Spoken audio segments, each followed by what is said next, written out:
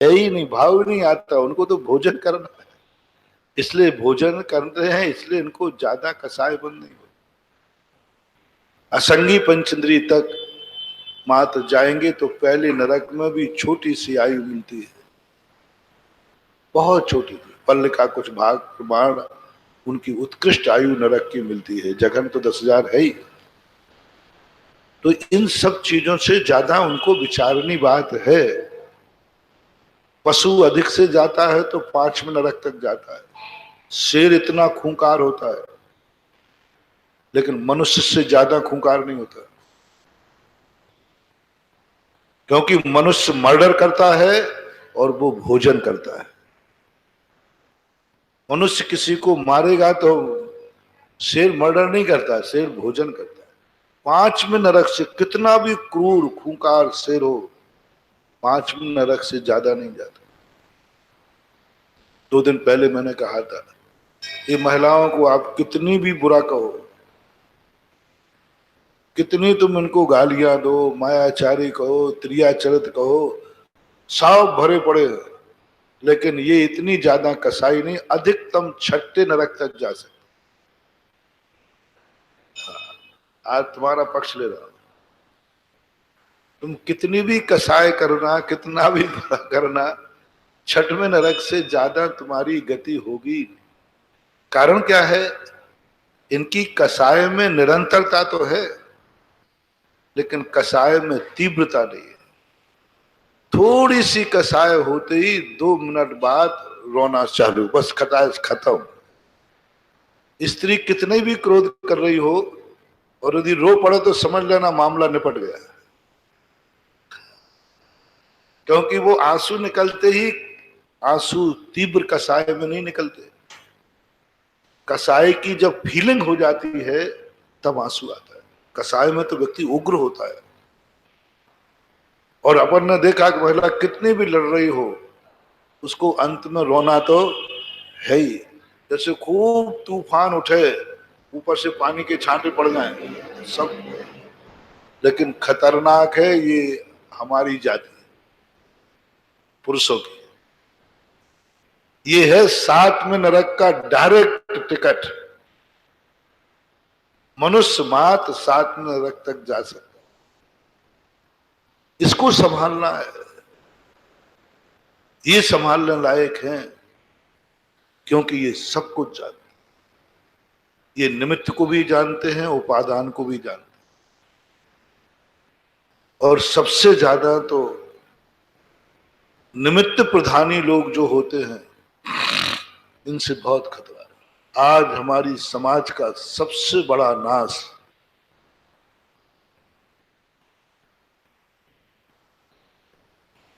निमित्त प्रधानी होता जा रहा है। पाप की क्रिया को तो निमित्त प्रधानी नहीं हो रहा है, पाप की क्रियाओं में तो उपादान प्रधानी हो रहा है, और धर्म की क्रियाओं में निमित्त प्रधानी हो रहा है। पाप की जितनी भी क्रियाएं हैं सब अपने लिए करता है, उसमें भाव आता है उसको। किसी का मर्डर करेगा तो उसके लिए करेगा कि स्वयं के सुख के लिए करेगा? स्वयं के सुख के लिए। वहां भाव आता है कि ये मिट जाए तो मेरे लिए शांति हो जाएगी। झगड़ा। झूठ तुम बोलते हो तो दूसरे के लिए बोलते हो कि अपने लिए? अपने लिए, अपने सुख के लिए। ये भाव कभी नहीं आया कि मेरे झूठ बोलने से पड़ोसी को भारी लाभ हो जाएगा, मेरे झूठ बोलने से दूसरे का कल्याण हो जाएगा। नहीं, 90% लोग झूठ बोलते हैं अपने स्वार्थ के लिए, कि मुझे ये लाभ हो जाएगा, चाहे वो कोर्ट कचहरी में हो, चाहे पड़ोस में हो, और चाहे अपने खुद के घर में हो। तुम तो इतने स्वार्थी उपादान प्रधानी कि मां से भी झूठ बोलोगे तो मां के हित में नहीं। बोल दो ना, वो एक छोकरा भी झूठ बोलता है मां से, मां कहते बेटा जेब में क्या, बोले कुछ नहीं, है ही नहीं, यानी वो माँ के लिए झूठ नहीं बोल रहा है, वहां देखो उसका स्वार्थ देखो कितना गिर गया वो उपादान प्रधानी, अपने स्वार्थ की दृष्टि, अपने आप में दृष्टि रख रहा है कि वो माँ को भी चकमा देने को तैयार है, माँ से भी झूठ बोलने को तैयार है, माँ को कुछ गिनता ही नहीं। उसके मन में एक ही भाव आता है, जितना मैं झूठ बोलूंगा उतनी मुझे लाभ है, उतना ही मुझे खेलने मिलेगा, उतना ही मुझे कूदने मिलेगा, उतना ही जितनी देर माँ मेरे घर में नहीं रहेगी हमें उतना ही मजा रहेगा। यही उसके विनाश का कारण है। मैं सदा कहता हूं, जब तुम्हें जब भी हो, तुम धर्म करो या नहीं करो, जब भी तुम्हें अपने उपकारी से झूठ बोलने का भाव आ जाए, अपनी डायरी में नोट कर लेना, तुम्हारे बुरे दिन आने वाले। किनसे उपकार, किनसे झूठ? उपकारी से, माता पिता से झूठ, जिन्होंने जन्म दिया, जिन्होंने कष्ट उठाया। अरे तेरा अहित करते तो उसी दिन कर देते जिस दिन तू घर में आया। पहली बात तो घर में आने ही नहीं देते, उनके हाथ में। संतान पैदा नहीं करना तो नहीं करना, कौन कर सकता है? संतान पैदा करने का भाव संतान में आता है कि माँ बाप में आता है? माता पिता में आता है। वो क्या कर लेगा छोरा छोरी? माँ बाप में आता है कि मेरे यहां संतान पैदा। चाहते तो वो पैदा नहीं करते, आ जाता तो मार डालते, अवर्सन करा देते। जन्म देने के बाद किसी अनाथालय में छोड़ आते। जिसने तुम्हें जीवन दान दिया वहां तुम झूठ बोलते हो। एक भी बालक ऐसा नहीं है जिस बालक ने अपनी मां से कभी झूठ ना बोला हो। एक भी बालक। सबसे बड़ा वीक पॉइंट मानव जाति का, वो सबसे पहले मां से झूठ बोलता है। इसके पतन का सबसे बड़ा कारण है कि हर बेटा अपने मां को बुद्धू कहता है। सबसे बड़ा कारण। आप देखना, कभी दोस्त उसके साथ खेलने की बात कह रहे हो तो वो कहेगा देख तेरी मां बुला रही है, तो वो खेलने के लिए चलना है, तो बोलेगा तो नहीं, अपने दोस्त से क्या कहेगा? इसका तो स्क्रू ढीला है, ये तो पागल है, ये दिन भर यही चिल्लाती रहती है, यही चिल्लाती है, ये नहीं करना, ये नहीं करना, ये नहीं जाना। और ओह, मैं कांप जाता हूं, इस बेटे का क्या होगा? ये कभी बुद्धिमान नहीं बन सकता, ये जिंदगी में फंसेगा, ये जिंदगी में किम कर्तव्य मूड होगा, इसकी जिंदगी में परीक्षा के समय फेल होगा, इसके जीवन में एक आएगा कि अब मैं क्या करूं, क्या करूं, कुछ समझ में नहीं आ रहा है। क्योंकि इसने एक बार अपने दोस्त को, मां को कह दिया स्क्रू ढीला। बोलो ये बच्चे कह सकते हैं कि नहीं? कहते हैं। मैं बच्चों को सदा कहता हूं, जब छोटे बच्चों को उपदेश देता हूं ना कभी पाठशालाओं में, स्कूलों में, तो उनको कहता बेटा कुछ नहीं करना, बस मम्मी पापा से झूठ मत बोल, उनको पागल करार मत करना, दोस्त से कभी ये मत कहना मेरी माँ तो चिल्लाती रहती है, इसका काम ही ये है। चलो, वो बच्चे हैं, अबुद्धि हैं, उनका हम जमानत करा देंगे, आशीर्वाद दे देंगे। देता हूं बच्चों, हे भगवान, इन बच्चों ने कभी माँ से झूठ बोला हो तो उसका पाप, उसका अभिशाप इनको न लगे, क्योंकि ये बेचारे बालक हैं। बालकों को माफ कर दूंगा, मैं कर दूंगा, मैं उनको आशीर्वाद दे दूंगा, देता हूं। उनका आशीर्वाद देने से उनका वो पाप कट जाएगा। इसलिए मैं बच्चों को आशीर्वाद देता हूं, बहुत अच्छी तरह देता हूं। मूल कारण यही है क्योंकि मुझे मालूम है कि उस बालक ने जो अपने माँ बाप से झूठ बोला, अपने दोषों को छुपाया, उसका पाप गुरु के आशीर्वाद से कट जाता है। गुरु यदि आशीर्वाद दे दे और गंधोदक लगा दे तो कट जाए। मान लो गुरु तुम्हारे बालक को न मिले तो मैं बालक को आपसे कहता हूं, महानुभाव, लाखों लाखों मुनिराजों के आशीर्वाद काम नहीं करेंगे। फिर एक बात मान जाना कि जब तक बालक 8 वर्ष का नहीं हुआ तब तक तुम अभिषेक करके अपने हाथ में लेकर उस बेटे को गंधोदक लगाते रहना, इतना सा करो। बेटा हो या बिटिया, दोनों को एक में अपने भक्तों से कामना करना चाहिए, क्योंकि मेरे भक्तों के बेटे बिटियां अभिशाप मुक्त हो। गंधोदक से उनको कोई लाभ नहीं, क्योंकि वो तो जानते ही नहीं है। अपन तो गंधोदक लेते तो पवित्र भाव से लेते, वो बालक पालने वाला तो जानते ही नहीं है, तो उसको हम गंधोदक के लिए क्यों बाध्य कर रहे हैं? उसको तो बुद्धि भी नहीं, अकल भी नहीं।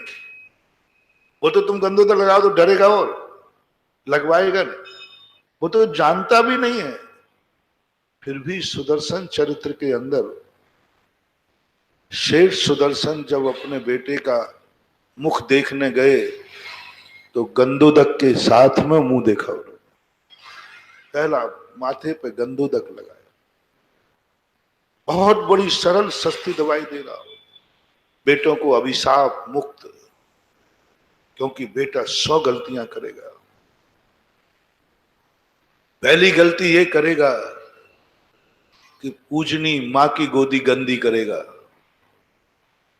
पूज्य पुरुषों को की गोदी गंदी करना, उनको गंदे हाथों से छूना पाप लगेगा कि पुण्य? बहुत पाप, और वो करेगा। मां उस बालक के लिए पूजनी है कि निंदनीय है, और वो पूजनी की गोदी में गंदगी करेगा, बर्बाद हो जाएगा, बर्बाद हो जाएगा। पूजनी मां के गोदी में गंदगी करेगा, पक्का है करेगा। पूजनी मां से अपनी गंदगी साफ कराएगा। पूज्य पुरुषों से गंदगी साफ कराई जाती है क्या? लेकिन वो कराएगा। कपड़े किससे धुलवाएगा? तो क्या पूज्य पुरुष से अपने कपड़े धुलवाना चाहिए? पूज्य पुरुष से, जो हमारा पूजनी है, क्या उससे कपड़े धुलवाना चाहिए? क्या पूज्य पुरुष के से रोटी बनवाना चाहिए? पूज्य पुरुष से घर में झाड़ू लगवाना चाहिए? पूज्य पुरुष से बिस्तर बिछवाना चाहिए? पहला लक्षण, आप लोग सूत्र बांधते जाएं, कुछ मंत्र लेते जाएं। पहले तुम उनकी लिस्ट बनाओ कि तुम्हारी दृष्टि में पूजनी कौन है, घर से लेकर मंदिर तक, जिसको आप पूजनी कहते हो, जिसके आप पैर छूने का मन बना सकते हो। पैर किस किस के छू सकते हो? किस किस के छुए जाते? माँ बाप के छुए जाते कि नहीं? नहीं, केकड़ी में परंपरा हो तो मैं जबरदस्ती नहीं करूंगा, मगर केकड़ी में माँ बाप के पैर नहीं छुए जाते। हम जहां हम लोग शुद्ध सम्यक दृष्टि है, शुद्ध, क्योंकि शुद्ध सम्यक दृष्टि जिनेन्द्र देव के अलावा किसी को नमस्कार नहीं करता। देव साध गुरु के अलावा महाराज केकड़ी का तो मस्तक झुका ही कौन है? क्यों? हम लोग शुद्ध सम्यक दृष्टि है। वो पद्म पुराण में आया ना, एक राजा ने नियम लिया कि मैं जिनेन्द्र देव गुरु और साध के अलावा किसी को नमस्कार नहीं करेंगे। उसने अंगूठी में भगवान की मूर्ति लगा ली, वो राजा के पास जावे तो उसको नमस्कार करे, उसकी नकल मत करना। उसने ऐसा नियम लिया था क्योंकि राजा मिथ्या दृष्टि था। कितने भी सम्यक दृष्टि क्यों ना हो, माँ बाप के पैर छूने से सम्यक दर्शन कभी नाश को प्राप्त नहीं होता। भरत चक्रवर्ती छाए एक सम्यक दृष्टि। रामचंद्र जी ने अपने माँ बाप के पैर छुए के नहीं? जैन दर्शन में छायक सम्यक दृष्टि थे हनुमान जी ने, सब न छू, वही पाप। बड़े लोगों के पैर छूने में बहुत ऊंचाइयां मिलती है। ऋषभ देव महापुराण के अंदर तीर्थंकर एक बार नाभि राय उनके दरवाजे पहुंच, घर पे कमरे में पहुंच गए। नाभि राय अब बेटे के थे, सब रहते ही थे, कमरे में पहुंच गए। ऋषभ देव तुरंत उठकर खड़े हो गए। तीर्थंकर खड़े हो रहे हैं, किसके लिए? खड़े होकर और पिताजी से हाथ जोड़ के बोले, पिताजी मैंने ऐसा कौन सा पाप किया है जो आप मेरे घर के, मेरे दरवाजे आए? क्या आप मुझे बुला नहीं सकते थे? उस समय की घटना है जिस समय षट कर्म की व्यवस्था होना थी। राजा नाभि राय थे, ऋषभ कुमार तो राजकुमार थे। नाभि राय के पास पहुंचे तो नाभि राय का दिमाग काम नहीं कर रहा, वो सोच नहीं पा रहे थे कि क्या करूं।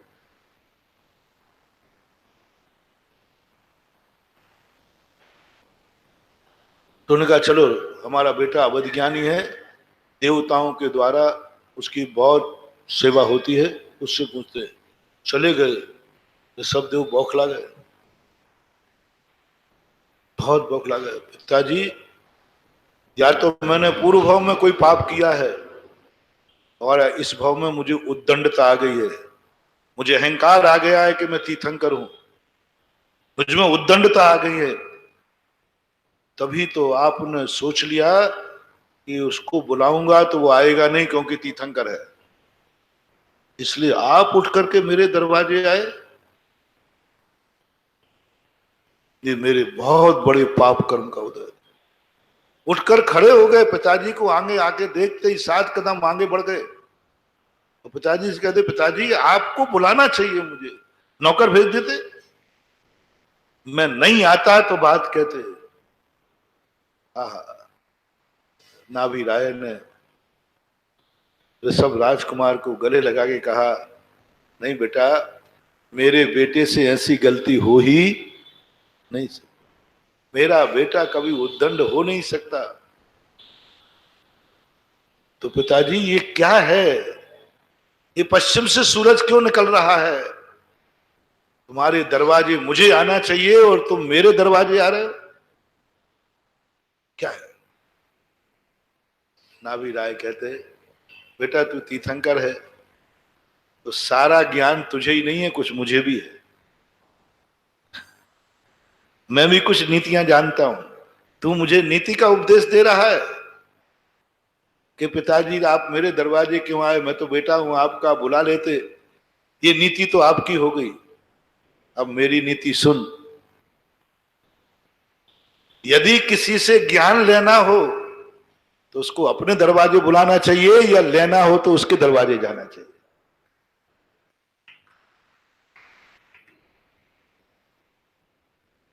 मुनिराज को भी जब हार लेना है तो श्रावक को अपने दरवाजे नहीं बुलाते, श्रावक के दरवाजे जाते हैं। महाराज हूं, तुमसे बड़ा हूं कि नहीं, तो मैं तुम्हारे दरवाजे नहीं आऊंगा, आज से सब लोग मेरे ही दरवाजे आओ रोटियां लेकर। जिनवानी कहती नहीं, तुम्हें लेना है तो जिसके पास वस्तु है उसके दरवाजे जाओ, आहार लेना है तो तुम इनके दरवाजे जाना, और ज्ञान लेना है तो ये तुम्हारे दरवाजे आएंगे। सीधी सी बात, जिसको जो चीज चाहिए है उसको उसके पास जाना है जिसके पास वो चीज है। हाँ, कुआं प्यासे के पास थोड़ी जाएगा, प्यासा ही कुएं के पास जाएगा। बेटा मैं तुझे दुखाने नहीं आया हूं, मैं भी नीति जानता हूं। आज मुझे और मेरी जनता को तेरे से ज्ञान चाहिए है, तुझे बेटा मान के नहीं आया हूं, हम सब तुझे गुरु मान के आए हैं, मेरा समाधान कर। ऋषभदेव शांत हुए, आगे की घटना से अपन को कोई मतलब नहीं। कहने का भी अभिप्राय ये है कि पिताजी के आते ही तीर्थंकर जैसे बेटे खड़े हो गए। ओ केकड़ी के राजकुमारों, तुम्हारा बाप आ जाए तो कुर्सी पर से उठते हो कि बैठे रहते हो? हैं? पैर फैलाए बैठे हो, पट्टा तो बैठे ही रहता है। कई बार तो मैं भी देख लेता हूं छोकरों को, बड़े लोग खड़े हैं और छोकरा पैर फैला के बैठा है। क्या सभ्यता! महापुराण की इस घटना को पढ़ करके मैं स्तब्ध रहता। मैंने कही भगवान, आप सही तीर्थंकर बने, आपके विनय की चरम सीमा। तीर्थंकर हैं जिनके दो कल्याणक मनाए जा चुके हैं, गर्भ और जन्म, उनमें इतनी विनय। 16 कारण भावना में एक विनय संपन्नता भी आती है। इतनी विनय कि पिताजी के आते ही 7 कदम आगे बढ़ गए और पिताजी को टोकते हैं कि आप मेरे दरवाजे क्यों आए, मैं आता आपके दरवाजे। या पहले से मौका देते, हम स्वागत करने तैयार हो जाते। ये है, जिस समय बड़ा आदमी के सामने तुम झुकते हो, पैर छूने में शर्म मत करो।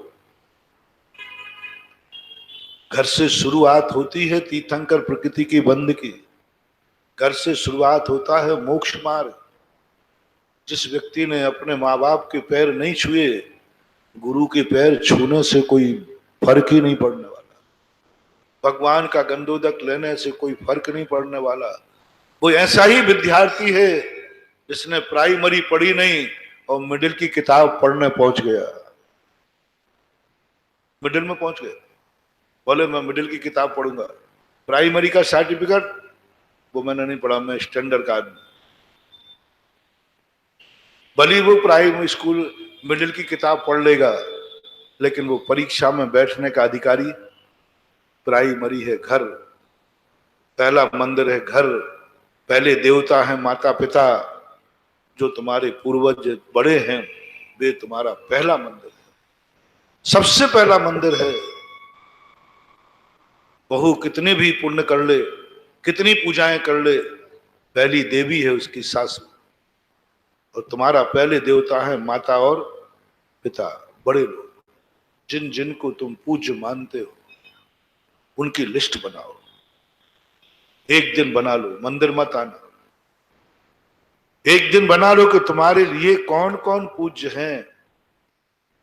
बस उनके सामने आते ही तुम्हें पैरालिसिस भी हो तो कम से कम मन से तो खड़े होने का भाव करना ही है।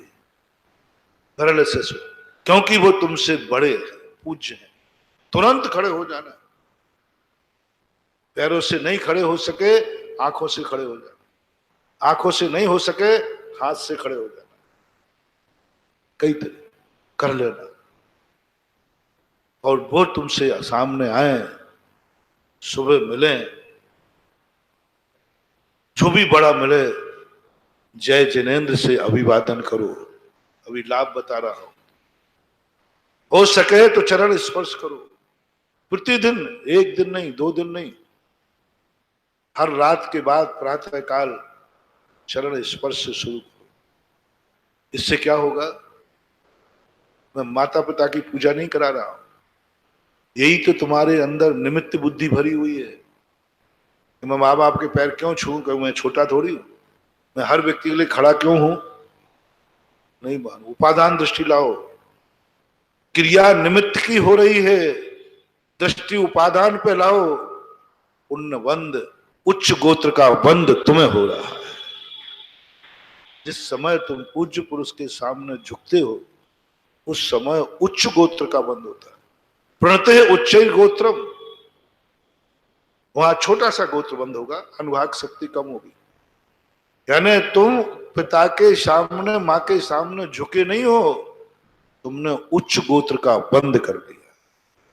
और जितनी देर पिता खड़े रहे और तुम बैठे रहे, उतनी देर तुमने नीच गोत्र का बंद कर दिया। जितनी देर आपसे कोई बड़ा आदमी खड़ा है और तुम बैठे हो, उतनी देर नियम से नीच गोत्र का बंद हो रहा है। और जैसे ही तुम खड़े हुए, तुमने कोई बहुत बड़ी कमाई कर ली, बड़ा आदमी तुम्हारे सामने आया है, छप्पड़ फाड़ के देके जाएगा, बहुत वंडरफुल। तुम मानना कि ना जाने तुम्हारे कौन से पुण्य का उदय आया, जो बड़ा आदमी मेरे सामने आया और उसके लिए मुझे कुर्सी से खड़ा होना पड़ा। खड़ा होने में जो तुम्हें कष्ट हुआ भूल जाओ महानुभाव।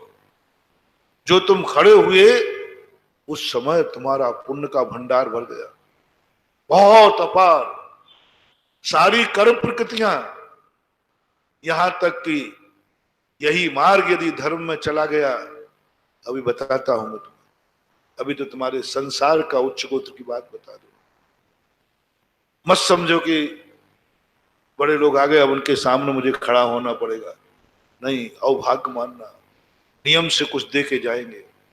पैर छूना तो कभी ये मत मानना कि मुझे झुकना पड़ा, नहीं।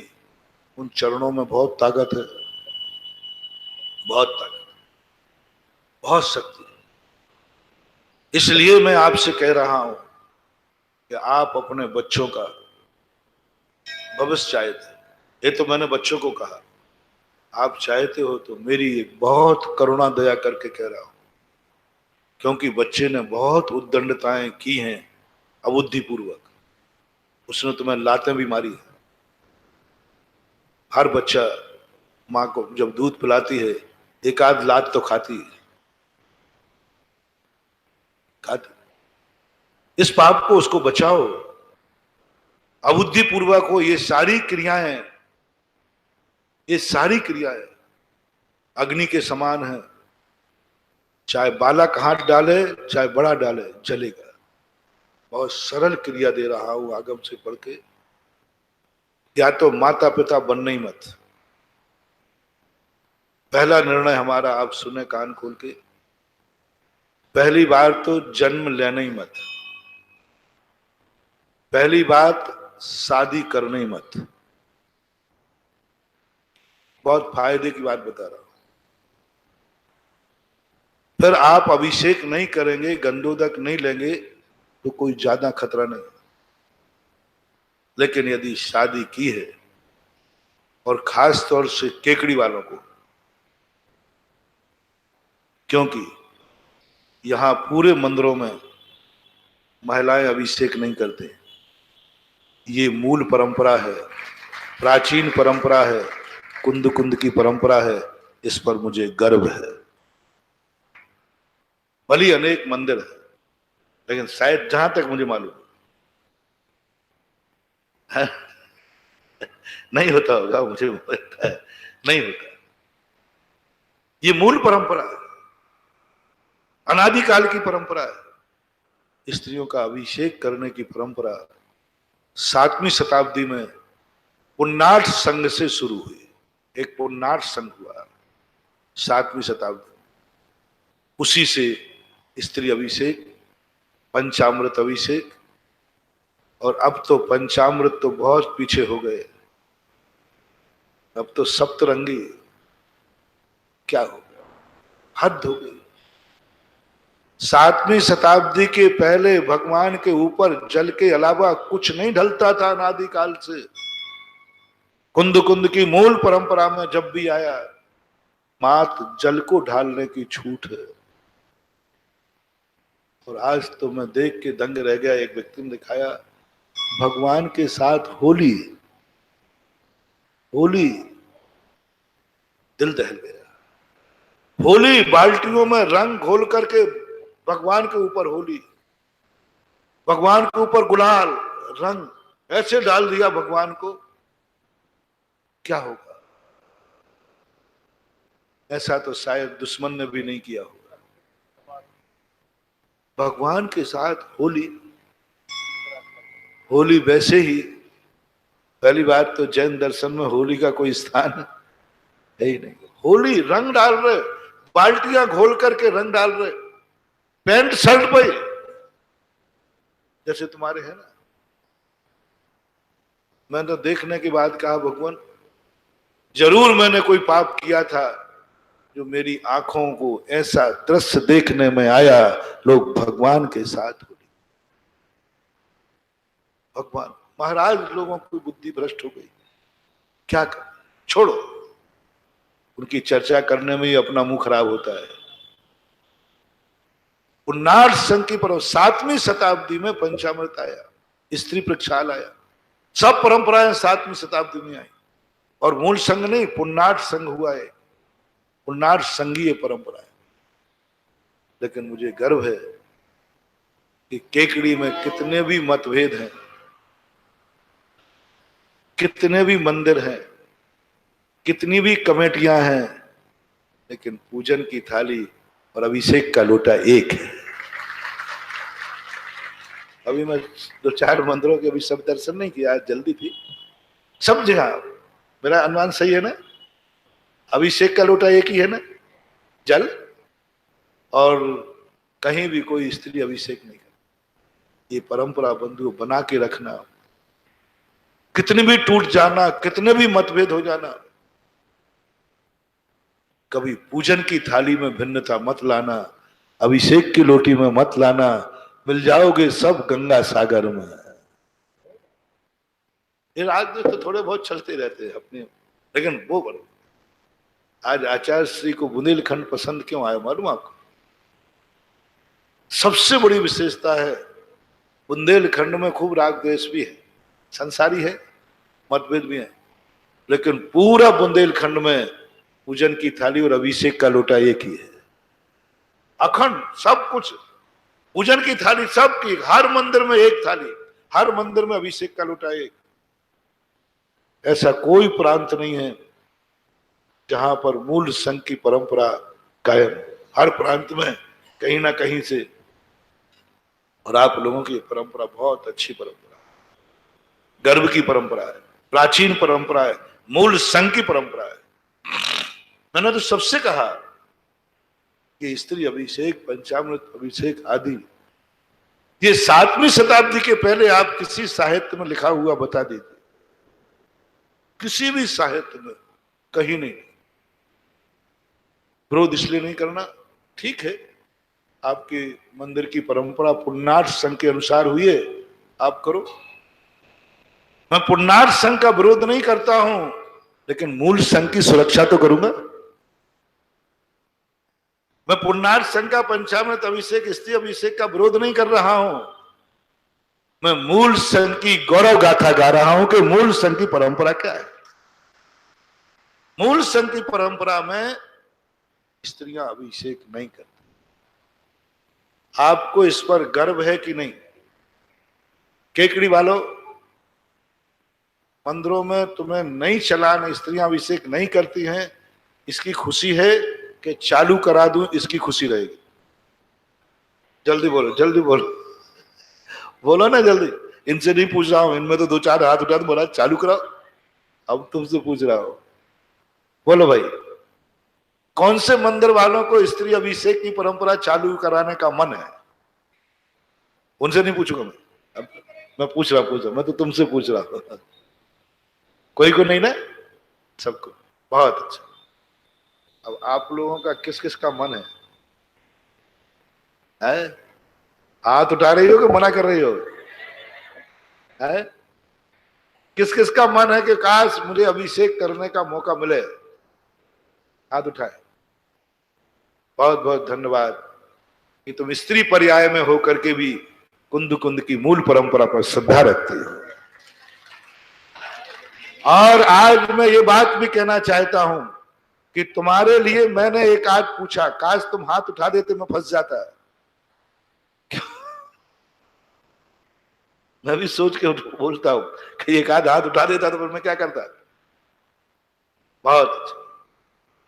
और ये मूल संघ की तुमने परंपरा को कहा, तुम अधिकार से वंचित रहना चाहते, तुम इतने पावन कार्य को मैं कह रहा हूं कि इनकी भावना है अभिषेक करने की, मैंने कहा नहीं, यही तुम्हारा श्रद्धान, बस इस भव में स्त्री पर्याय भोग लो, अगले भव में तुम पुरुष बनकर के भगवान का अभिषेक करो।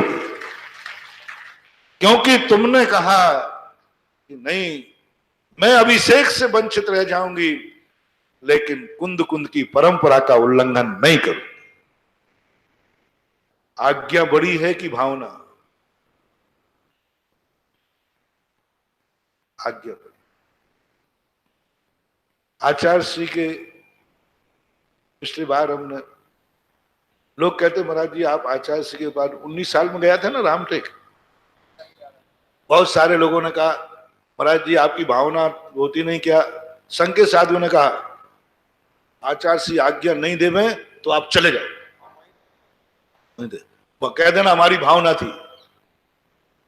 तो मैंने मन से पूछा कि भावना तो प्रबल है, लेकिन आगम से पूछा तो आगम ने कहा नहीं, भावना से बड़ी आज्ञा होती है गुरु की। मेरा उपवास करने का मन है, गुरु ने मना कर दिया, अब क्या करूं? पुण्य किसमें ज्यादा है? उपवास, गलत कार्य नहीं, गलत कार्य नहीं कर रहा हूं, उपवास करने का मन है, गुरु ने कह दिया नहीं आज उपवास नहीं करोगे। अब आप लोग बताएं हमें पुण्य उपवास छोड़ने का पाप लगेगा या गुरु की आज्ञा के पालन का पुण्य लगेगा?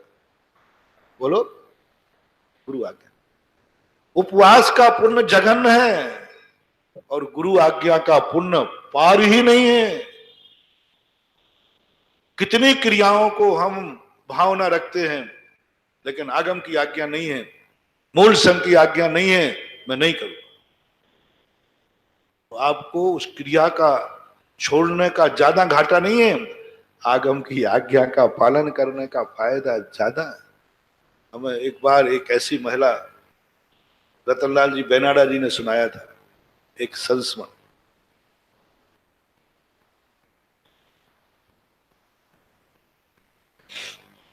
गोमटेश बाहुबली में उनके पति कट्टर समर्थक थे स्त्री प्रक्षाल के, कट्टर पंचामृत अभिषेक, कट्टर कट्टर भारतवर्षीय है और भारतवर्षीय व्यक्ति मानते, हर व्यक्ति उनको जानता है। मैं नाम नहीं लूंगा, नाम रतनलाल बेनाडा जी से पूछ लेना। भारतवर्षीय संस्थाओं के पदाधिकारी, हर व्यक्ति जानता है भारत, और वे कट्टर थे। उनकी पत्नी थे, तो उन्होंने महाराज का सहारा लिया कि महाराज जिंदगी में मेरी सारी इच्छाएं पूरी होगी, बस एक इच्छा पूरी करा दो कि मैं और मेरी पत्नी दोनों एक साथ बाहुबली का अभिषेक करना चाहते, बस ये इच्छा।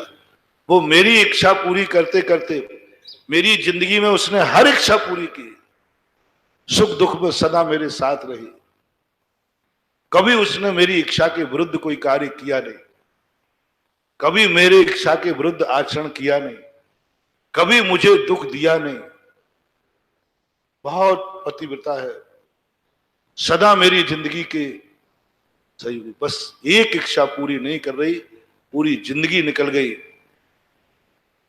50वीं शादी की सालगिरह आ गई, बस एक इच्छा है कि हम दोनों एक बार भगवान का अभिषेक कर दें। बस गुरुदेव मेरा बस तो चला नहीं, वो आपकी भक्तन है, मुनि भक्तन भी है, वो सदा आ रहे, वो गुरु आज्ञा नहीं टालेगी। तो गुरु महाराज भी उसकी बातों में आगे, हाँ ठीक है मैं आदेश दूंगा, देखता हूं कैसे टालते। वो गई, ने कहा देखो मैं तुम्हारा गुरु हूं ना? बोले जी, मेरी आज्ञा का पालन होना चाहिए। बोले महाराज जी आज्ञा क्या है? पहले हाँ कहो, पहले आज्ञा तो बताओ। हाँ आप अंतिम बड़े होते तो मैं हाँ कह देता, आपसे बड़ा आगम है, गुरु बड़ा की आगम, सावधान, गुरु बड़ा की आगम, आगम गुरु बड़ा नहीं है। गुरु पद जो है एक छद्मस्त का पद है, लेकिन जिनवाणी सर्वज्ञ की वाणी है, आगम बड़ा है। मेरे गुरु हमेशा कहते हैं कि मेरी बात का उल्लंघन हो जाए तो हो जाए, लेकिन कभी आगम का उल्लंघन मत करना, हमेशा गुरु महाराज। कभी कोई बात ऐसी लगे कि आगम विरुद्ध है तो तुम गुरु का मोह नहीं करना, आगम का मोह करना। महापुराण के अंदर उन्हीं जीवों को सम्यक दृष्टि घोषित किया गया। भरत चक्रवर्ती ने कहा मैं तुम्हारा राजा हूं कि नहीं? बोले जी, आदेश का पालन हो। राज की आज्ञा है, राजा की आज्ञा है। तुम आंगन में उन्होंने बहुत सारे अंकुर बिछा दिए, घास फूस, बोले, और चक्रवर्ती वहां बैठ गया, कहीं से कोई रास्ता नहीं, मेरा आदेश है सब लोग मेरे सामने मिलने आओ मेरे पास। राजा का आदेश शक्ति के साथ, और राज आज्ञा का जो उल्लंघन करेगा उसका क्या होगा आपको मालूम है, सीधा देश निकाला या फांसी। राज आज्ञा का दो ही कानून है, या तो फांसी है या भरत चक्रवर्ती आपे से बाहर शक्ति से साथ फरमान जारी किया, जो मेरी आज्ञा का उल्लंघन करेगा या तो वध को प्राप्त होगा या देश निकाला होगा, उसकी सारी संपत्ति हड़प ली जाएगी। फरमान हो गया। अब सारी जनता तो, कौन मरेगा, पहुंच गए। कुछ चंद लोग थे वो रुक गए, दरवाजे तक आ गए, बोले आज्ञा नहीं सुनी क्या? बोले सुनिए राजा साहब। तो राजा की आज्ञा का उल्लंघन करने का दुस्साहस करते, जल्दी आओ। बोले राजा नहीं आ पाऊंगा, मेरी आज्ञा का उल्लंघन होगा, राजन मालूम है सजा मौत है, मैं मरने के लिए ही खड़ा हूं, मैं मरने के लिए ही खड़ा हूं, मैं मरने के लिए आया हूं, भाग नहीं रहा हूं। मौत हो सकती है, राजा की आज्ञा का उल्लंघन हो सकता है। उन्होंने एक ही जोर से कहा, हे राजन, आप राजा हैं, लेकिन आपसे बड़ा कौन? आपसे बड़ा कौन? आपसे बड़ा कौन है? बोले जिनेंद्र देव। चक्रवर्ती बोला, मेरे से बड़ा जिनेंद्र देव है। तो हे राजन, आप नीतिज्ञ हैं, आपके बड़े राजा, आपसे जो बड़ा है तीर्थंकर जिनेंद्र देव, उसका आज्ञा है कि कभी जीवों पर मत चलना, और तुम्हारी आज्ञा है कि तुम चल के आओ। मैं आपकी आज्ञा मानूं कि आपके बड़े की आज्ञा मानूं? बहुत कई बार होता था। एक बार उत्तर प्रदेश में देवगढ़ में एक स्थान पर पंच कल्याणक था, तो मैंने उपदेश दिया, कोई भी फेरी के अंदर चमड़े की वस्तु पहन के नहीं रहेगा, जूते भी नहीं, बेल्ट भी नहीं, कोई भी चमड़े की वस्तु, सामान उपदेश दिया। अब एसपी ने ये बात सुनी, सरदार थे, उसने ये बात सुनी कि महाराज ने फरमान जारी किया है, कोई भी चमड़े की वस्तु पहन के अंदर नहीं रहेगा। अब पुलिस तो बिना बेल्ट और जूते के ड्यूटी कैसे देवे? और उसी दिन मुख्यमंत्री को आना था, यही कल्याण सिंह जो अभी तुम्हारे राज्यपाल है ना, उस समय यूपी के मुख्यमंत्री, उसी दिन उनको आना। और मुख्यमंत्री आएगा तो आईजी डीआईजी सब आएंगे, और महाराज का फरमान हो गया कि कोई व्यक्ति चमड़े की वस्तु नहीं पहनेगा इस परिसर में। गजब। उसने सारे पुलिस वालों को आदेश दिया, जूते उतार दो, बेल्ट उतार दो। कलेक्टर घबरा गया, तुम क्या कर रहे हो, नौकरी से जाओगे? बोले महाराज का आदेश क्या हुआ है? बोले महाराज का आदेश समझोगे, तुम सरकारी नौकर हो, मुख्यमंत्री आ रहे हैं। तो सिद्धू ने यही शब्द दिया एसपी ने कि वो महाराज के दरवाजे आ रहे हैं कि महाराज उनके दरवाजे जा रहे हैं। जब मुख्यमंत्री जिनके दरवाजे आ रहा है तो वो बड़ा हुआ ना, वो राजा है तो महाराज महाराजा है। वो खुद जिनके दरवाजे आ रहे हैं, हाँ महाराज उनके दरवाजे जा रहे होते तो उनकी बात मानता, महाराज के दरवाजे वो आ रहे हैं। कलेक्टर मेरे पास आ गए, बोले महाराज जी बहुत बड़ी दुर्घटना हो जाएगी, बड़े बड़े ऑफिसर, मुख्यमंत्री और पुलिस बेल्ट और जूते में नहीं मिलेगा, सस्पेंड हो सकते हैं। मैं भी थोड़ी देर के लिए घबरा गया, तो मैंने अपनी बात को संभाला। मैंने कहा नहीं नहीं पुलिस वालों, आपसे नहीं कहा था, वो तो हमने इनसे कहा था। मैंने कहा भाई आपसे नहीं कहा था, पुलिस वालों को आदेश नहीं है, उनकी तो ड्यूटी है, नहीं तो हमने भक्तों से कहा था। एसपी कहता महाराज जी अब मेरी 2 रोटियों की नौकरी की बदौलत आप अपनी जबान को पलटो मत। आपको यही डर है ना कि मेरी नौकरी चली जाएगी, आपको यही डर है मेरी आजीविका चली जाएगी, नहीं गुरु महाराज क्षमा करना, उस समय आपने ऐसा कोई भेद नहीं किया था कि पुलिस वाले नहीं पहने हम। मैंने कहा उस समय नहीं किया, मैं तुम्हें उपदेश दे ही नहीं रहा था। मैंने कहा नहीं गुरुदेव, कानून को मत बदलो। आहा, वो मुझे कह रहा है गुरुदेव कानून को मत बदलो, धर्म को मत बदलो, धर्म की ऋचाएं मत बदलो।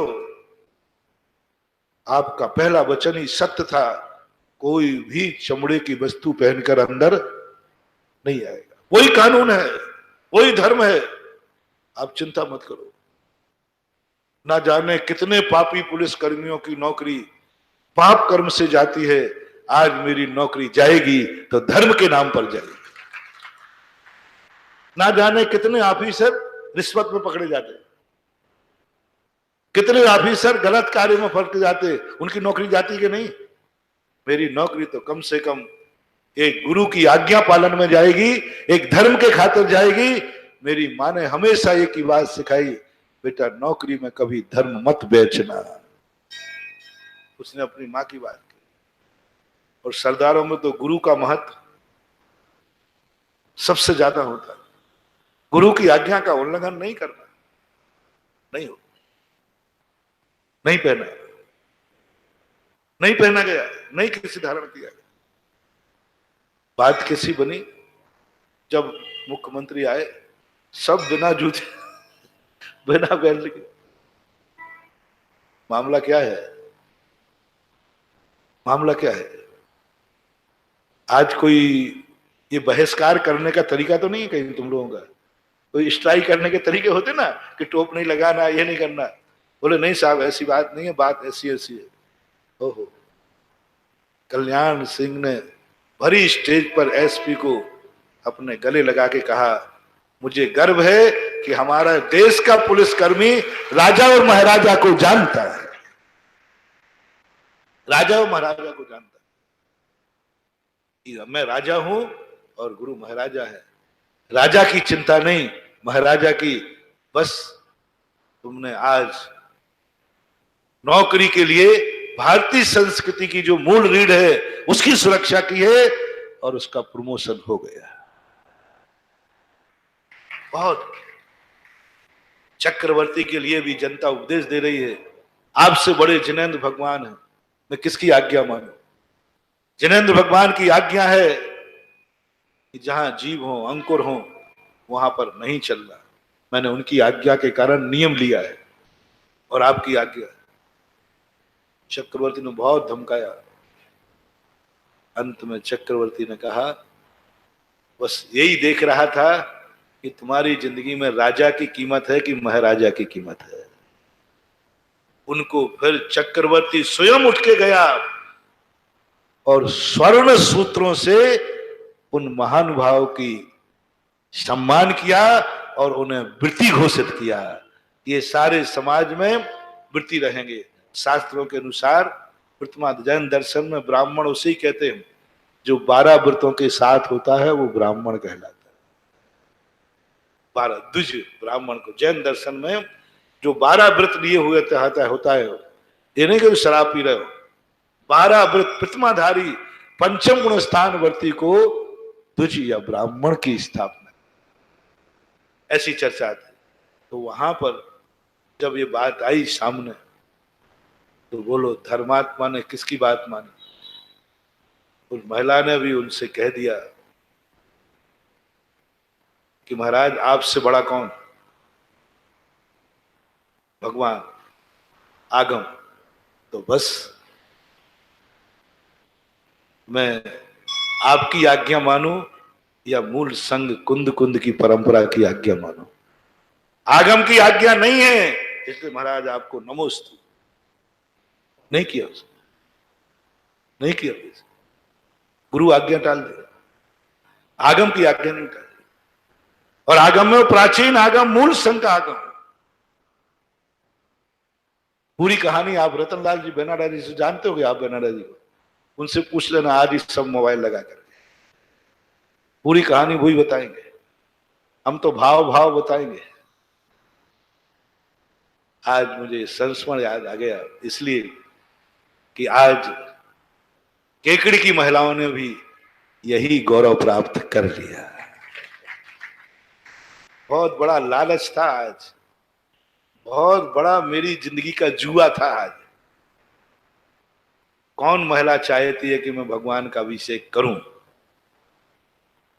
कोई उठा देती तो क्या होता है।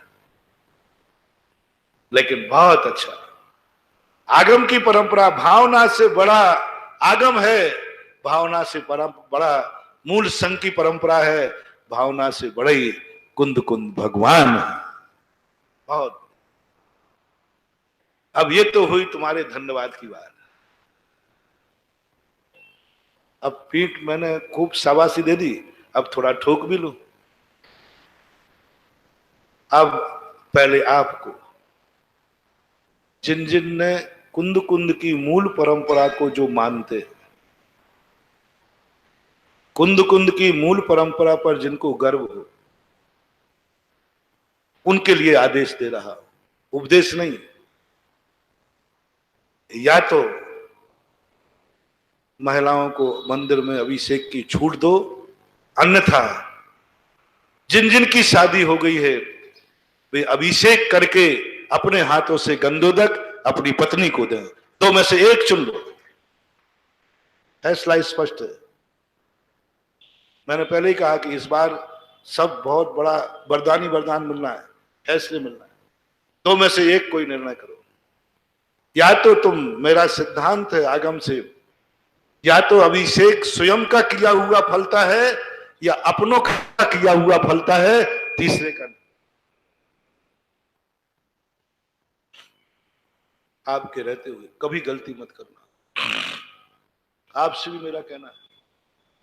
आप लोगों को स्वयं अभिषेक नहीं करना, ये तुम्हारे बहुत बड़ा गर्व किया, लेकिन दूसरा नियम जरूर तुम्हें लेना है कि जब तक तुम्हारे अपने लोग अभिषेक नहीं दें तब तक तुम्हें भोजन नहीं करना है। ये तुम्हारा, अरे को भोजन बनाना नहीं है, ये मामला सही बैठेगा।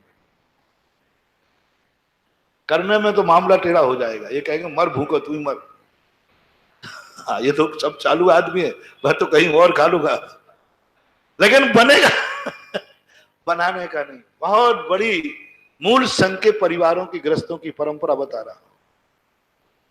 कर लो, या तो शादी करो ही मत, झगड़ा डंडा मत करो। शादी की है तो पत्नी का गंधोदक आपको करना है और आपको अपने हाथ से बना के देना है। क्या शर्म नहीं आती?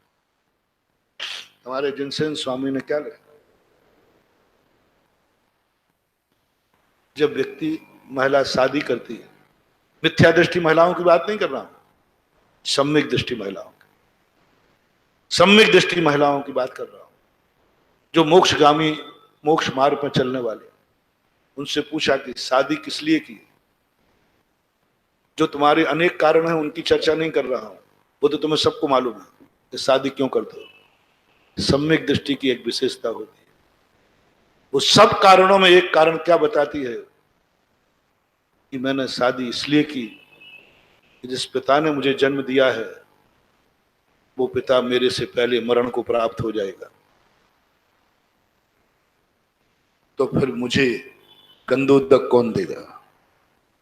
क्योंकि मैं कुंद कुंद की मूल परंपरा की महिला हूं, कुंद कुंद के मूल संघ के आदर्श है मेरी जिंदगी में।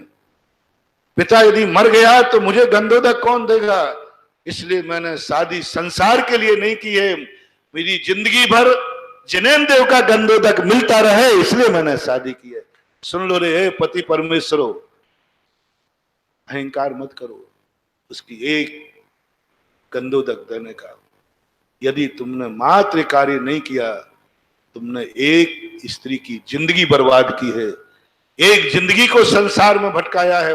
तुमने मात्र अपना घर बसाया है, अपनी वासनाओं की पूर्ति की है। तुम्हें कभी ये धर्म और कर्म कभी माफ नहीं करेगा।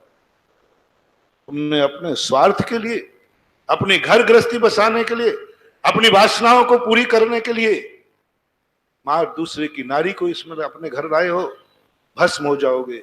100 भवों तक नपुंसक होना पड़ेगा।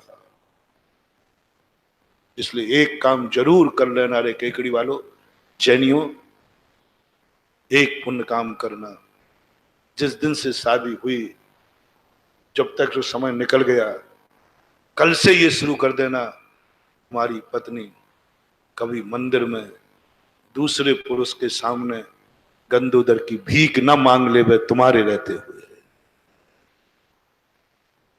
क्या बात है, तुम घर में बैठे हो, पत्नी मंदिर में कहते ये ओ भैया हमें गंदोदक दे देना, होता है कि नहीं? क्यों? एक बार अभिषेक दिखा देना भैया। कौन है? पति है, जिंदा है, आप लोग हड़ताल कर दो घरों में, कहना मुझे गंदोदक। अरे गंदोदक देखा महाराज ने बहुत अभिषेक करने वाले कह दिए, तो हंगामा खड़ा कर दो, जबान संभाल के बोलो। मैं कोई विधवा नहीं हूं जो दूसरों के हाथ का गंदोदक लूं।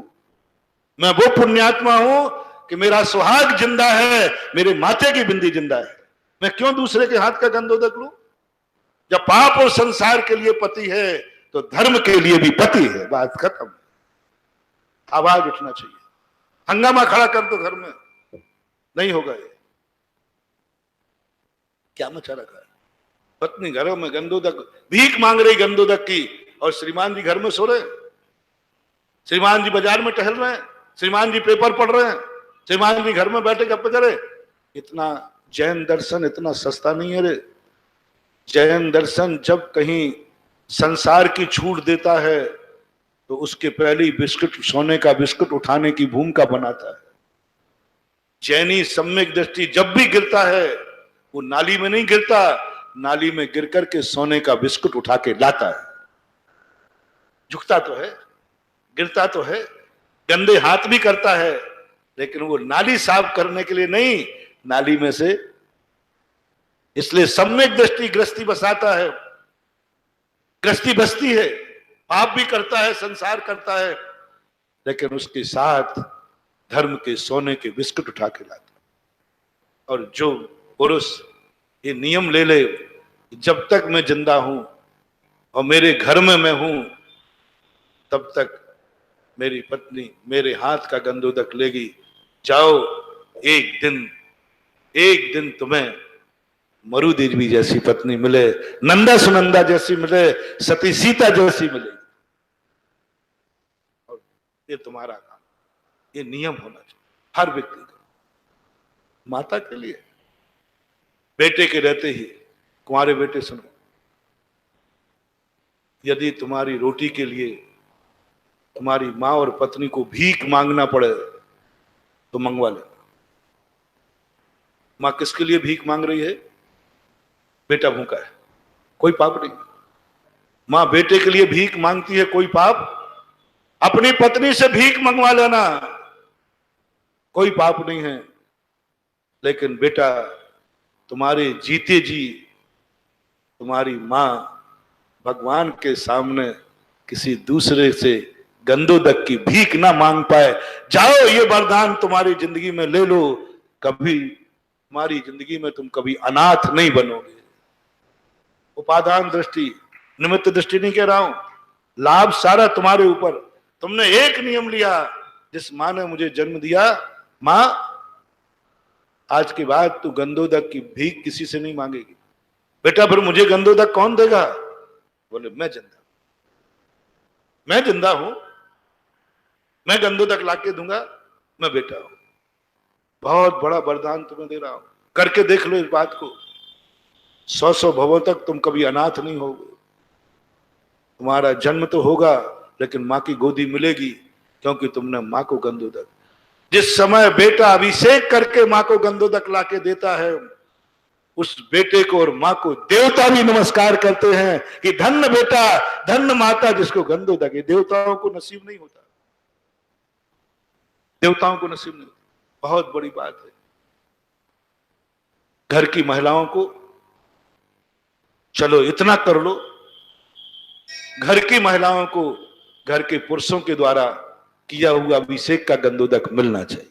घर का कोई पुरुष, बेटा भी हो सकता है, भतीजा भी हो सकता है, एक्स वाई पुरुष, घर की महिला उसके हाथ का गंदोदक लेके भोजन करेगी जो एक चूल्हे पर रोटी खाते हैं। एक चूल्हे पर रोटी खाते हैं, वो घर की महिलाओं को, रोटी बनाने वाली जो है, उनको गंदोदक ला के देगा। ये भावना लेकर के मैं इस बार केकड़ी में आया हूं, तुम्हारी भावना पूरी कर रहा हूं, तो कुछ तुम मेरी भी करो।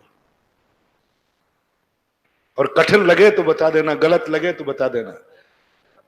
कोई दुर्गति का बात, उनको अभी ले रहा हूं, पहले इनको ले लो, पहले आपको ले लो, आपको कर्तव्य सिखा लूंगा।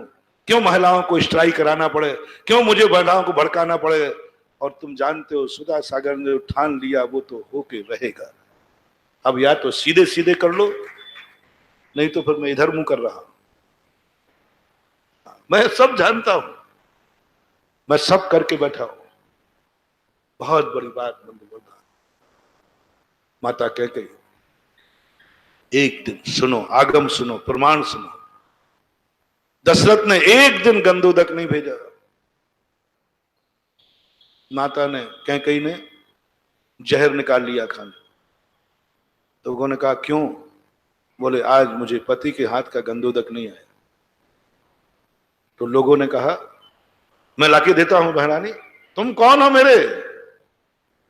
मैं वो पापिन नहीं हूं जो विधवा हूं कि तुम्हारे हाथ का गंदोदक लूं। मैं वो पुण्यात्मा हूं जो मेरा पति जिंदा है।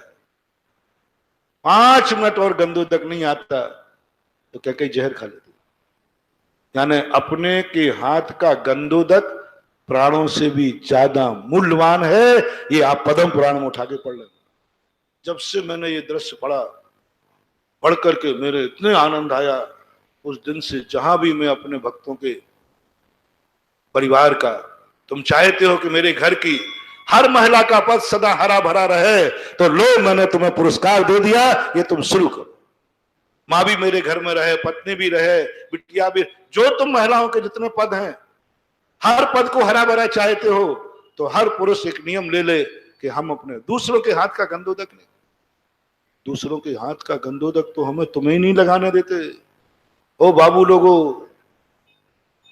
तुम लोग जो गंदोदक लगाते हो ना, ये बहुत जहर है।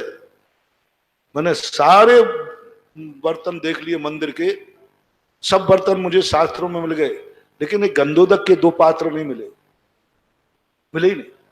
मैंने कहा यही तो हमारे मंदिरों के मुख्य है, गंदोदक के 2 कटोरे, यही तो कहीं नहीं शास्त्रों में। तो मैंने कहा ऐसा क्यों? बहुत दिनों के बाद मिला कि अरे ये गंदोदक रखना तो जहर है, जहर है। देखो उदाहरण दे रहा हूं, 1-2 व्यक्तियों में कोई केस चल रहा है। एक व्यक्ति सुबह गया, वो भगवान का अभिषेक किया, वो अपने केस को जीतने की भावना कर सकता है कि नहीं? आप ग्रस्त है ना, हे भगवान आज अंतिम बहस है, मैं जीत जाऊं वो हार जाए, भावना आएगी? आएगी। ऐसा हो नहीं सकता कि नहीं आए, आएगी कि नहीं आएगी। अभिषेक कर दिया और वो अभिषेक करके तुम्हारे गंदोदक में रख दिया। अब 9 बजे तुम बाबू साहब आए, जिनका केस था, वो भी जैनी था, और वो ही गंदोदक पोत लिया। कौन सा? जिसमें तुम्हारे हारने की भावना भाई थी। हो गया कल्याण, जाओ बेटा, नहीं हारते होगे तो हारोगे, क्योंकि गंदोदक तुमने लगा लिया। और जिसके नाम का गंदोदक खरीदा है और उसने लगा लिया, समझ लेना वो 100% फल देगा ही देगा, क्योंकि तो उसी के नाम से तो किया था और उसने पोत लिया। जो निर्मलम निर्मलीकरणम, हा काय का खाक निर्मलम निर्मलीकरणम, जा। ऐसा हो सकता है कि नहीं? प्रत्येक व्यक्ति भावना एक सी होती है कि अलग अलग? अलग। सर्दी का जो, किसी की दवाई सर्दी की है और तुम गर्मी वाले को दे रहे हो, और गर्मी की दवाई सर्दी, मरोगे। और हर व्यक्ति की भावना अलग अलग होती है। बंधुओं, पराये हाथ का गंदोदक मत लो। जो गंदोदक दे रहा है, पहले उसके मुंह की तरफ देखो, वो तुम्हारा कौन है, वो तुम्हारा कौन है। देखो मुंह की तरफ कौन है। ऐसे व्यक्ति के हाथ से गंदोदक लो जो तुम्हारा कभी बुरा विचार ही नहीं सकता, जो तुम कभी कोर्ट में जा ही नहीं सकते। ऐसे व्यक्ति के हाथ का गंदोदक, जो एक दूसरे को कोर्ट में नहीं जा सके, जो एक दूसरे का कोई बुरा नहीं विचार सके, ऐसे व्यक्ति के हाथ का गंदोदक हर किसी। इसलिए आप लोगों को एक वरदान, दूसरा वरदान, आज दूसरा दिन है ना, प्रतिदिन कुछ ना कुछ मिलेगा। दूसरा वरदान है कि आज से बाहर की और बीमारी की छूट रखकर केकड़ी का हर जैनी अपने हाथ से अभिषेक करके स्वयं का गंधोदक स्वयं लगाएगा। दूसरा वरदान है, जो कुंवारे हैं वे अपनी मां को, शादीशुदा है वो अपनी पत्नी को अपने हाथ से गंधोदक बना के देगा। जाओ, उस घर के लिए मैं एक वरदान दे रहा हूं, करके देख लो, आप करके देखो, आप क्या मजा आता है, अपने हाथ। और आप लोगों के लिए मेरा नियम दिया है, ये इतनी बदमाश है, इतना माथा खराब करती है, महाराज जी हमारा छोरा आपकी बात मानते ही नहीं। अभी आज जो हमने प्रवचन दिया ना, तो कई महिलाएं आई, महाराज जी हमारे वो मानते ही नहीं, हमने खूब प्रयास किया कि महाराज जी ने अभिषेक की कही है, वो सुनते ही नहीं। ये आएगी अभी शिकायत आएगी, और ये कहेंगी माता महाराज जी वो मेरा छोकरा मानते ही नहीं, मैंने खूब कह दिया, आपका प्रवचन करा दिया, वो मानते ही नहीं। इतनी बदमाश है, अपना काम पूरा कर लिया। अब मेरी बात मानो, केकड़ी के 95% बेटे पर मुझे विश्वास है कि वो तुम्हारी बात मानेंगे। मुझे माओ पर संदेह है, ये नहीं मानेंगे। और पुरुषों में 75% यहाँ के पति ऐसे हैं जो मेरी बात माने या नहीं माने, पत्नी की जरूर मानेंगे। और 95% बेटे ऐसे हैं जो मेरी बात माने या नहीं माने, मां की जरूर माने। ये मनानी नहीं चाहिए। लो, मैं जो फार्मूला बता रहा हूं बोलना, आप सुधर रहे हो कि नहीं, फिर इधर सुधारो। आज से आपकी घर की महिलाओं को घर के परिवार का कोई भी सदस्य के द्वारा बना हुआ गंधोदक मिलना चाहिए, ये मेरी भावना है। देखें कितने हाथ उठाते हैं।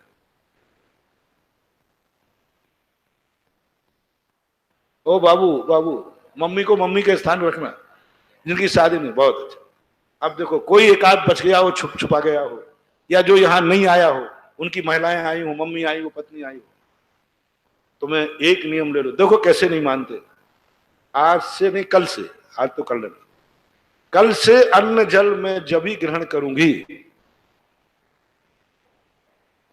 मैं चौके में जब ही जाऊंगी जब बेटा या पति या घर का पुरुष तुम्हें गंधोदक लाके देगा।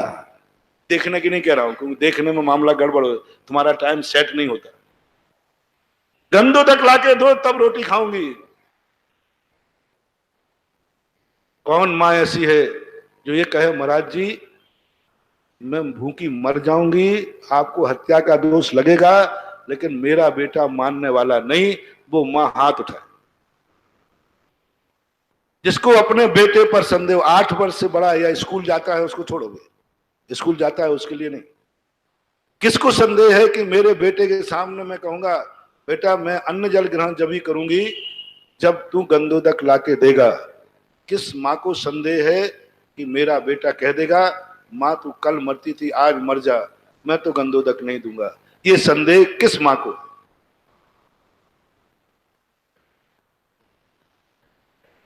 नहीं है। 95% इसलिए कहा कि कोई बेटा कह सकता है मम्मी तू कल मरती तो मर जा, मैं इंतजार ही करता था, अब अच्छा रहा। मैं तो नहीं। 5% बेटे कह सकते हैं, उनकी भी मैं अकल ठिकाने लगाऊंगा, चिंता मत करना, मैं तेरी मम्मी का वकील बन गया हूं। छोकरा और मां से जीत जाए, छोकरा और मां के गुरु से जीत जाए तो उस दिन ये छोकरे ध्यान रखना, मैं अभी बता दूं 75% पुरुषों का कहा, क्योंकि पुरुषों को 75% इसलिए कहा, 25% पुरुष कह सकते हैं तू कल मरती थी तो आज मर जा, मैं तो गंधोदक नहीं लाऊंगा, क्योंकि वे तुमसे परेशान है इसलिए सोचते हैं जल्दी मर जाए। अब वो महिलाएं हाथ उठाएं, हाथ नहीं उठवाऊंगा, चलो तुम उठाओगे मैं नहीं, क्योंकि अदर बैठे।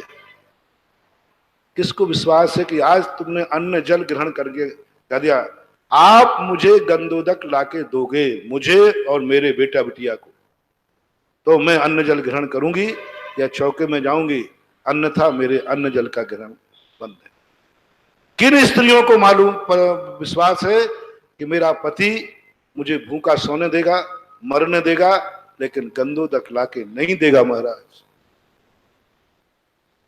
मत उठाओ हाथ, मैं नहीं उठवाऊंगा, अंदर से पूछ लो। और यदि ये हो जाए तो तुम्हारी परीक्षा हो गई कि तुम्हारा पति तुम्हारा नहीं है, वो पूर्व जन्म का कोई स्वार्थी दुश्मन है, जो मार्ग तुम्हें अपने लिए यूज करने के लिए लाया है, वो तुम्हारा मीत नहीं हो सकता। गांठ बांध लेना, वो पूर्व जन्म का कोई दुश्मन है जो तुम्हारी जिंदगी में आया है। ये जो तुम्हें भूखे सोने दे रहा, कोई पाप कार्य के लिए नहीं। किस कार्य के लिए? कोई बीमार है नहीं, कोई बाहर गया है नहीं, घर में बैठा है। और तुम आज परीक्षा करना, गुप्त नाम से मुझे पर्ची दे देना, चलो परीक्षा करना। हर माँ आज बेटे से ये करेगी, कल से मेरा नियम ये होगा कि मैं अन्न जल जब ग्रहण करूंगी जब तू ला करके मुझे गंदोदक देगा। हर महिला आज अपने घर में हंगामा खड़े करेगी। सुधा सागर जिस ना घर घर में महाभारत मचाया तो मेरा नाम सुधा सागर में। आज हर हंगामा करेगी, कल से मेरे अन्न जल का त्याग है, यदि आपने स्वयं अभिषेक करके गंदोदक लाके नहीं दिया। मचाओ हंगामा। 75% पुरुष कल मंदिर में मिलेंगे। मुझे आपके पतियों पर विश्वास है, पति आपका है, विश्वास मुझे है। कल से तुम्हें स्ट्राइक चालू करो और रिजल्ट मैं बोलूंगा। 75% पुरुष कल मंदिर में होंगे। मात्र एक दिन का उपवास करना पड़ेगा, वो भी 11-12 बजे तक मिल जाएगा। हाँ ऐसा हुआ, बता रहा हूं भी।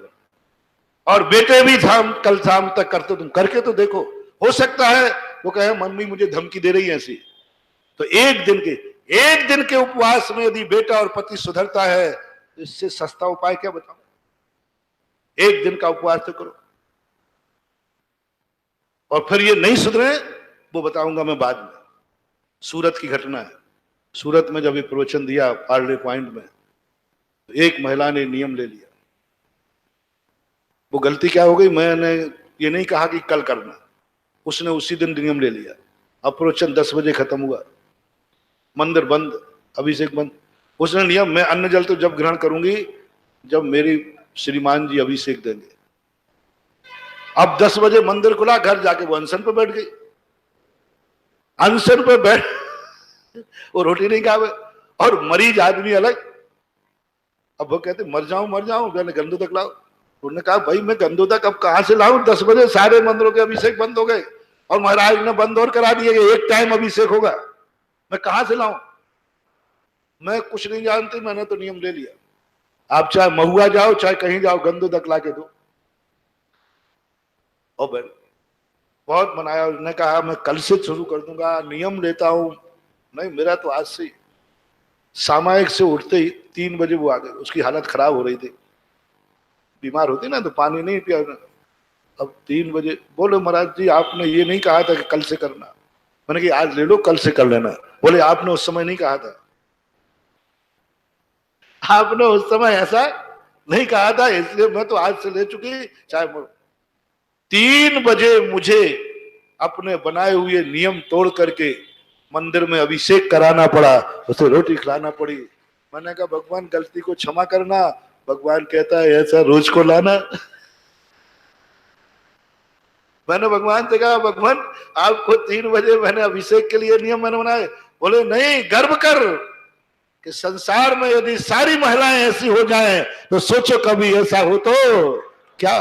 बहुत उस दिन मुझे इतना आनंद आया, इतना आनंद आया। मैंने कहा वाह, भरने को तैयार, एक दिन की छूट नहीं। वो तो यही तो कह रहा है कल से मैं नहीं, आज से। काल करंते आज कर, आज करंते अब, पल में पल रहे होएगो बहुर करेगो कब। इसलिए आज क्या होना है केकड़ी में, तो मैं कल से कह दिया, मैंने पहले से बता दिया, क्योंकि नहीं तो 3 बजे मेरी आफत हो जाए।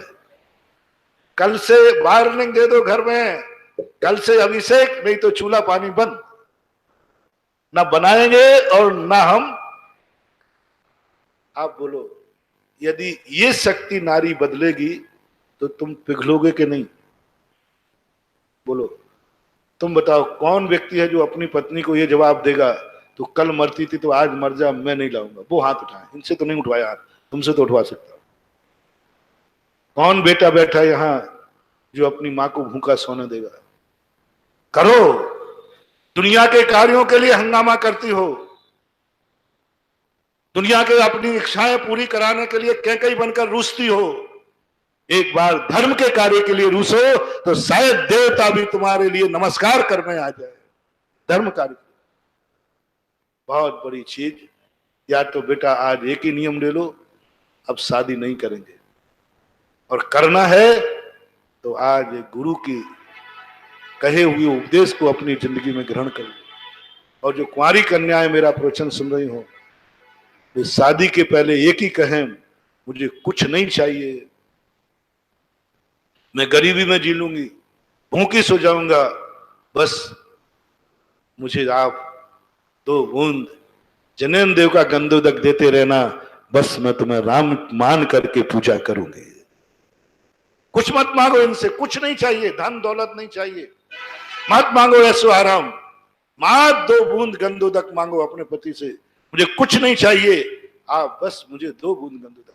बेटे से भी कुछ मत मांगो, बेटा कुछ मत करना, बस जब तक मैं जिंदा हूं बेटा मुझे 2 बूंद गंधोदक लाके दे देना, इससे ज्यादा मुझे कुछ नहीं चाहिए। इसलिए पत्नी शादी करती है, बेटा पैदा क्यों करती है, क्यों चाहती है बेटा? मूल कारण, अनेक कारण तो होंगे तुम्हारे संसार के। कल पति बूढ़ा हो जाएगा, कल उसके हाथ पैर कांपने लग जाएंगे, बुढ़ापे में मुझे गंधोदक कौन देगा? इसलिए मैंने बेटे को पैदा किया कि बुढ़ापे में, बचपन में पिता गंधोदक देवे, जवानी में पति देवे, और बुढ़ापे में बेटा देवे। वह नारी है जैन सम्यक दृष्टि, वो घर है जैन कुल। जिस कन्या को बचपन में किसका गंधोदक मिले? पिता के। जवानी में और बुढ़ापे में जाओ, हमारा वरदान है तुम्हारे लिए, आगम का वरदान है, तुम सदा फलते फूलते रहोगे, कभी अनाथ नहीं होगे, कभी विधुर और विधवा नहीं होगे, और कभी नपुंसक नहीं होगे, क्योंकि तुम्हारा एक ही काम, उस घर की नारियों में, बच्चियों को पिता का गंधोदक। जो बात मैं कह रहा था शुरुआत में, 2 महानुभाव, बेटे के खातिर इतना कर लो। तुम बेटे के खातिर क्या क्या नहीं करते हो, क्या क्या नहीं तुम अपने बेटा बेटियों के खातिर करते हो। मेरा बेटे की जिंदगी अच्छी हो, मेरी बिटिया की जिंदगी अच्छी हो, बहुत बढ़िया हो, लो मैं तुम्हें, मेरे आशीर्वाद में दम नहीं है, लेकिन तुम्हारे हाथ में दम है।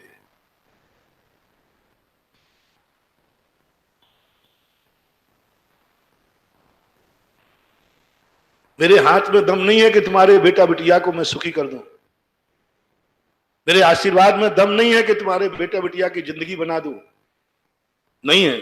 मैं स्पष्ट कह रहा हूं, मैं झूठ आश्वासन देता नहीं कि चिंता मत करो तुम्हारे बेटा बिटिया को मेरा आशीर्वाद है, नहीं है इसमें दम। इस आशीर्वाद में मुनि बनाने की दम है, इस आशीर्वाद में वृत्ति बनाने की दम है, इस आशीर्वाद में मोक्ष मार्ग पे चलाने की दम है, इस आशीर्वाद में मंदिर बुलाने की दम है, इस आशीर्वाद में ससुराल बनाने की दम नहीं है, घर बसाने की दम नहीं है, व्यापार चलाने की दम नहीं है, नहीं है, मेरे आशीर्वाद में नहीं है। कान खोल के सुनो, ये आशीर्वाद तुम्हें मोक्ष मार्ग पे चला सकता है, मंदिर बुला सकता है, व्यापार नहीं करा सकता। ये आशीर्वाद तुम्हें ब्रह्मचर्य व्रत दिला सकता है, ये आशीर्वाद तुम्हारी शादी नहीं करा सकता। ये आशीर्वाद तुम्हें सच्चा मंदिर दिला सकता है, ये आशीर्वाद तुम्हें सच्ची ससुराल नहीं दिला सकता। सांसारिक संबंध को कराने की मेरे में ताकत नहीं है। कल्पना भी मत करना, झूठे आश्वासन देना नहीं, ना ये भगवान में है, ना मेरे में है, और ना जिनवाणी में। जिस दिन ये ताकत आ जाएगी उसी दिन ना ये देव रहेंगे, ना शास्त्र रहेंगे, और ना गुरु रहे। मार्ग बताना मेरा कर्तव्य है, ये ताकत तुम्हारे हाथ में है, ये तुम्हारे हाथ में। कान खोल के सुनो, पिता के हाथ में है, पति के हाथ में है, भाई के हाथ में है, तुम्हारे हाथ में ताकत है। बस इतना सा मेरा कहना मान लो, 8 वर्ष तक, जब तक वो बालक अभिषेक करने नहीं लायक है, उस समय तक मां तुम अपने बिटिया को शादी पर्यंत और बेटा को 8 वर्ष तक, पहले दिन से ही, अपने खातिर नहीं कह रहा हूं तुम्हें, बेटे की खातिर। अभी तो मैंने अपने खातिर कहा, अब मैं किसके खातिर कह रहा हूं? बेटे के खातिर कर लो रे पिताओ, कर लो बेटे के खातिर। अभी मैंने पत्नी के खातिर तुमसे कहा, हजारों सुहाग चदसमी, हजारों करवा चौथ करें, मैं नहीं कह सकता हूं कि इनकी भावना पूरी होगी कि नहीं होगी, लेकिन जिस स्त्री को आप अभिषेक करके गंधोदक देते हो, वो जरूर सुहाग अमर होके रहता है। बहुत बड़ी चीज। अब बेटा बिटिया की बात, बेटा बिटिया के खातिर कर लो, कर लो, कर लो। मान जाओ मेरा दुश्मन भी यदि किसी बेटा बिटिया का बाप है, उससे भी मैं करुणा करके कह रहा हूं, बहुत ताकत है तुम्हारे आशीर्वाद में। तुम जब भी बेटे बिटिया के पास मंदिर से जाओ, गंधोदक अपने हाथ से लेकर उसके माथे पर लगा दो, इतनी प्राण ऊर्जा तुम्हारी है, 8 वर्ष तक करो। सारी जिंदगी का मैं उसकी लाइफ इंश्योरेंस की बात कर रहा हूं। 8 वर्ष तक गंधोदक पिता के हाथ का मिलना चाहिए, बस इतना चाहिए। 8 वर्ष, और कोई कठिन नहीं दे रहा हूं। गंधोदक बनाना है और अपने हाथ से बेटे के माथे पर, मान लो बेटा स्कूल गया है तो आप रख दीजिए, माँ और बाप दोनों बराबर हैं। 1 बजे जब आएगा, वो आकर के पानी भोजन मांगेगा, माँ उस गंधोदक को जो उसका पिता बना के रख गया है, उस गंधोदक को अपने हाथ से लेकर अपने बेटे को लगा दे। देखो उसका चमत्कार क्या होता है। माँ पिता कोई लगा दे, 1 बजे लगाओ, 1:30 बजे लगाओ, 2 बजे लगाओ, जब तुम्हारी मर्जी पड़े तब लगाओ, क्योंकि बना हुआ गंधोदक 24 घंटे शाम तक तो आ ही जाएगा। बेटा करो, ये घरों में परंपरा चालू करो। 8 वर्ष। और बिटिया को कब तक देना है? जब तक वो कुंवारी है। कुंवारी तक हर बिटिया को, जिस पिता का गंधोदक कुंवारी बिटिया को मिला है, जाओ उसको ऐसी ससुराल मिलेगी कि वहां वो देवी बन के पूजेगी, देवी बन के पूजेगी। फिर तुम्हें संदेह करने की जरूरत नहीं है कि ससुराल में जाके क्या करे। महारानी चेलना भी बनेगी तो वह स्वयं भ्रष्ट नहीं होगी, सैनिक को ही धर्मात्मा बनाकर भगवान के मंदिर में खड़ा कर देगी। क्योंकि उस कन्या को 20 साल तक, 25 साल तक किसके हाथ का गंधोदक मिला? पिता के हाथ। ये गंधोदक की परंपरा है। ये मंदिर मात भगवान की पूजा के लिए नहीं है, ये मंदिर तुम्हारे घरों को संभालने के लिए। ये अभिषेक जो मैंने कल कहा था, ये अभिषेक भगवानों के लिए नहीं है, ये तुम्हारे बच्चों की जिंदगी है, तुम्हारे परिवार की जिंदगी है। ये जो भगवान का अभिषेक है, ये मात भगवान के लिए नहीं है, तुम्हारी पत्नी का सुहाग है और तुम्हारे बेटे बेटियों की जिंदगी है। ये जो गृहस्थों को अभिषेक बताया, हमें नहीं बताया अभिषेक। अभिषेक यदि धर्म होता ना, तो जिनवाणी सबसे पहले कहती, बाबा जी पहले अभिषेक करना। मैंने बहुत सोचा कि मेरे से अच्छा कौन, बता दो भाई पावन।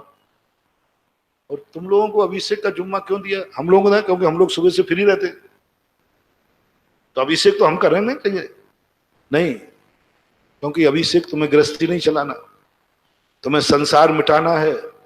और अभिषेक से, ओहो महानुभाव, अभिषेक से संसार बनता है, बनता है। तो साधु से जिनवाणी कहती, तुझे संसार बनाना है कि मिटाना है? गृहस्थी बसाना है कि मिटाना है? जल्दी बोलो महाराज को। अब आप अपनी बता दो भाई, तुम्हें गृहस्थी बनाना है कि मिटाना है? जल्दी बोलो। संभालना है कि बिगाड़ना है? तो ये अभिषेक गृहस्थी बनाना और गृहस्थी संभालने के लिए है, धर्म के लिए नहीं। धर्म के लिए होता तो मुझसे पहले कराते भगवान। इसलिए गृहस्थी का अभिषेक मत समझो कि ये भगवान के लिए है, उपादान दृष्टि लाओ।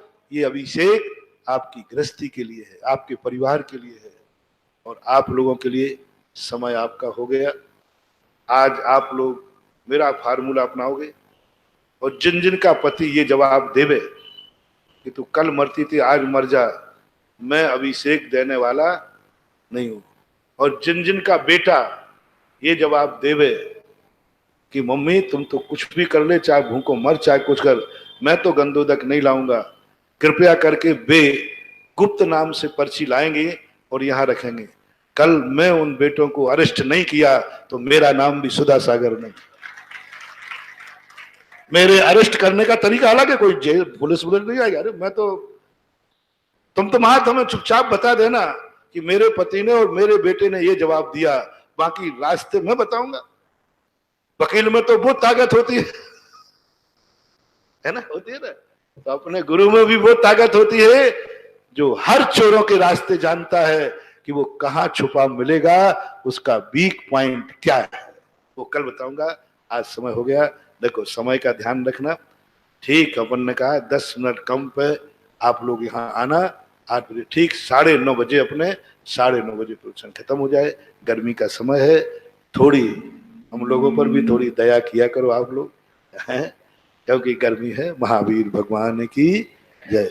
जिनवाणी के ज्ञान थे आलोक, शोभानी मस्तक धरो सदा देत।